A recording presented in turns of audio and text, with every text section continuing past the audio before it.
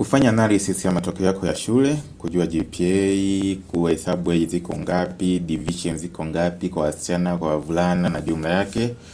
Usihangaike, ingia shule yetu.co.tz.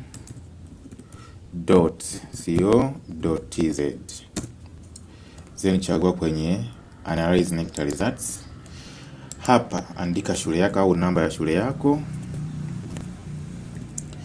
Itakuja. Then chagua aina ya mtihani na mwaka. Then enda kwenye view results. Shule yako itakuja, iko mkoa gani, ownership yake. Then hapa GPA ya shule ambao tukirudi huku kwa nani ya taifa utaiona ni hii. Wanafunzi waliosajiliwa ndo hawa. Kwa hiyo itaonyesha kila kitu. Hapa ni kwenye division zote zitaonekana, lakini pia hapa ni jumla ya grade zote, lakini hapa sasa ni grade za somo moja moja ambazo unaziona ziko namna hiyo, na hii ni table ya mwisho. Labda tunaweza ukaprint hapo ukakapata ka summary kako kwa ajili ya reference.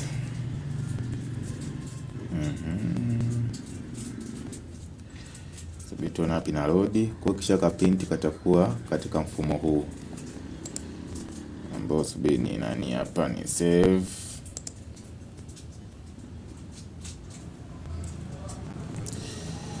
Ambayo nikija huku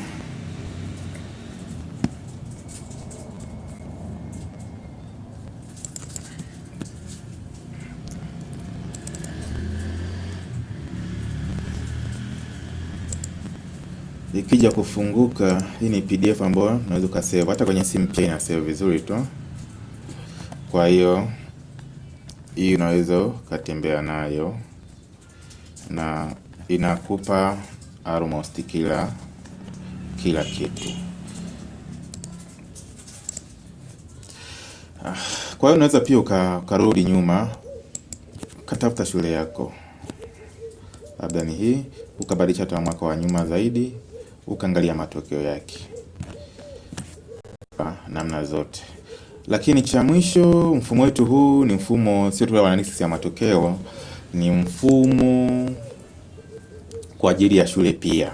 Lakini pia kama unahitaji analysis intensive zaidi, mfano labda ya mkoa, ya wilaya, tunatoa katika format hii kwa shule zote, yani maana kwa shule zako zote zilizopo kwenye mkoa. Mfano hii ni mkoa wa Mwanza, nimejaribu.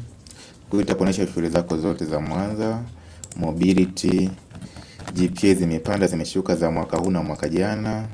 By the way, hapa ni typo, ni 2025 na 2024, itakuonyesha na mabadiliko, lakini pia na masomo ambayo masomo yote kwa yani kama ni mkoa kama nini waliofanya A zake, B zake na kadhalika na kadhalika.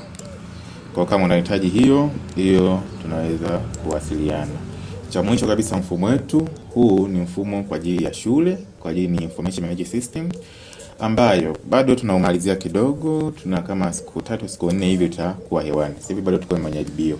Kila shule itakuwa na subdomain yake. Mfano hii ni shule ya Igogo Secondary. Kwa hiyo watu wa hapa wataingia kabisa kama kwenye website yao ambayo imekuwa tu ni mahususi kwao. Kwa hiyo kila shule itakuwa na hiyo sehemu yake.